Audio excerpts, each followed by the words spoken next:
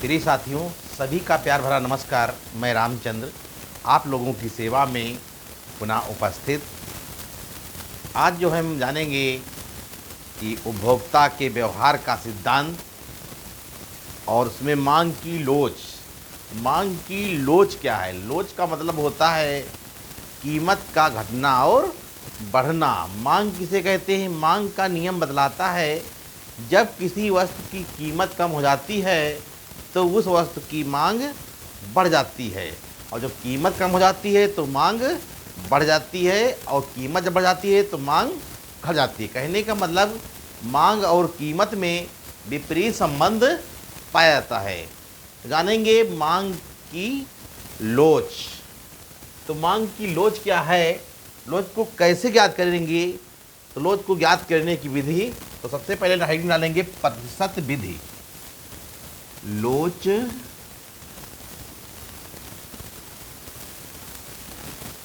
को ज्ञात करने की रीति, यानी लोच को कैसे ज्ञात करेंगे, तो ज्ञात करने की क्या रीति है।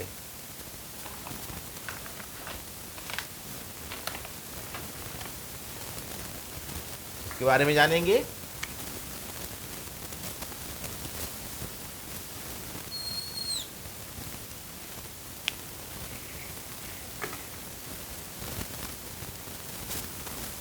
तो सबसे पहले है प्रतिशत रीति। प्रतिशत रीति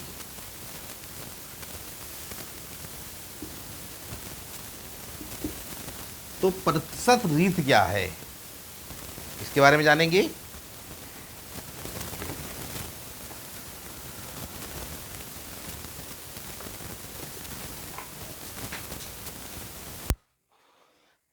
तो प्रतिशत रीति का प्रतिपादन प्रोफेसर फ्लक्स ने किया। लिखेंगे प्रतिशत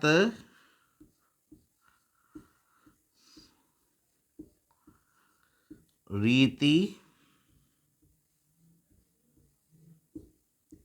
का प्रतिपादन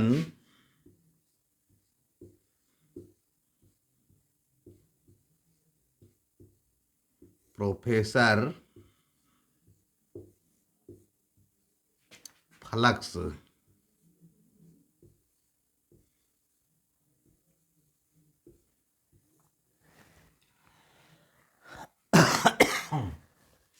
तो प्रतिशत रीति का प्रतिपादन फ्लक्स ने किया।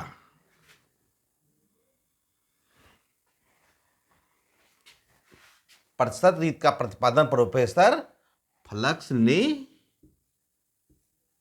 किया।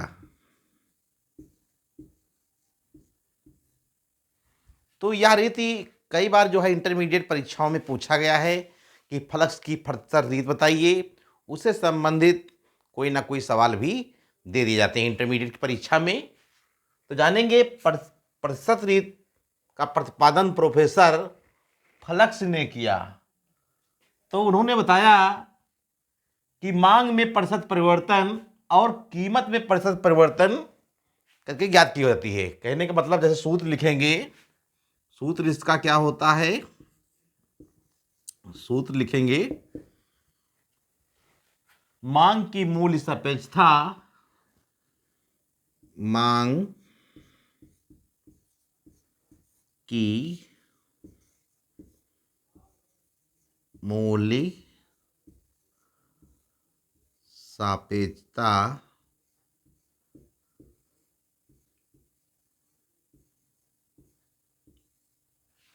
तो मांग की मूल्य सापेक्षता क्या है? सापेक्षता का मतलब लोच, यानी कीमत का घटना और बढ़ना क्या कहलाएगा? सापेक्षता कहलाएगा। तो मांग की मूल्य सापेक्षता लिखेंगे बराबर मांग की मूल्य सापेक्षता बराबर, यहां से लिख लेंगे ईडी, ईडी बराबर मांग में प्रतिशत परिवर्तन, मांग में प्रतिशत परिवर्तन, मांग में प्रतिशत परिवर्तन, और फिर इसके नीचे लिखेंगे कीमत में प्रतिशत परिवर्तन, कीमत में प्रतिशत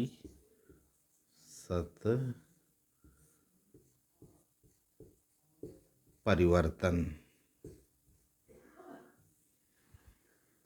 यानी मांग में प्रतिशत परिवर्तन और फिर बीच बचे बटे लिखेंगे कीमत में प्रतिशत परिवर्तन। यानी कहने का मतलब मांग में परिवर्तन, मांग में परिवर्तन से पूर्व की मात्रा, तो लिखेंगे इस तरीके से, इसमें लिखेंगे मांग में परिवर्तन, मांग में परिवर्तन, मांग में परिवर्तन, और फिर लिखेंगे मांग में परिवर्तन से पूर्व मात्रा, यानी बराबर मांग में परिवर्तन से पूर्व मात्रा, मांग में परिवर्तन से पूर्व मात्रा, और फिर कीमत में परिवर्तन, फिर लिखेंगे कीमत में परिवर्तन,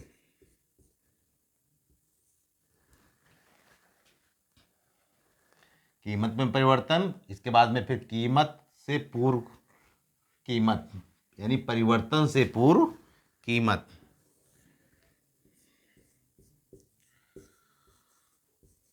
परिवर्तन से पूर्व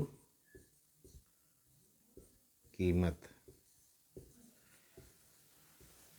इसको पहले आप कॉपी पे नोट कर लीजिए, फिर इसके बाद में आगे और बताते हैं, नोट कर लीजिए आप लोग। फिर आगे लिखेंगे यानी डेल्टा बराबर डेल्टा,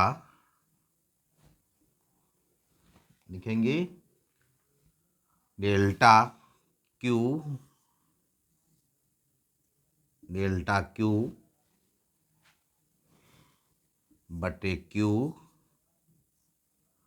और फिर इसके नीचे बटे करके लिखेंगे डेल्टा पी और बटे पी, यानी डेल्टा क्यू बटे क्यू और फिर डेल्टा पी बटे पी करके लिखेंगे, यानी बराबर हो जाएगा डेल्टा क्यू बटे क्यू, डेल्टा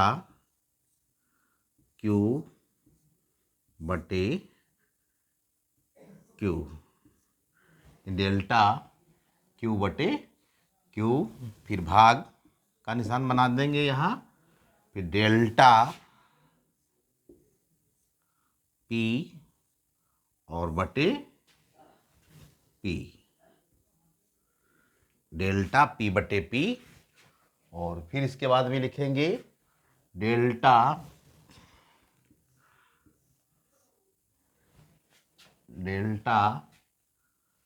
क्यू बटे पी, क्यू बटे पी, फिर लिखेंगे गुणा का निशान लगाएंगे और पी बटे क्यू, पी बटे क्यू, डेल्टा क्यू बटे पी और फिर पी बटे क्यू, गुणा का निशान लगा करके लिखेंगे। तो लिखेंगे डेल्टा क्या होता है, पहले लिखेंगे डेल्टा क्या होता है। तो डेल्टा के बारे में लिखेंगे यहाँ पे, डेल्टा क्या है, यानी डेल्टा बराबर क्या होता है, डेल्टा बराबर का मतलब होता है परिवर्तन। डेल्टा के बराबर क्या होगा, परिवर्तन। डेल्टा का मतलब होता है परिवर्तन, यानी कीमत या मांग में क्या परिवर्तन हो रहा है उसको कैसे दिखाएंगे, डेल्टा के माध्यम से उसको दिखाएंगे।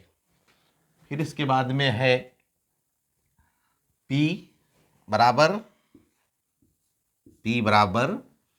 पूर्व मांग, पूर्व मांग, पी बराबर पूर्व मांग। इसके बाद में है क्यू बराबर पूर्व कीमत, क्यू बराबर पूर्व कीमत।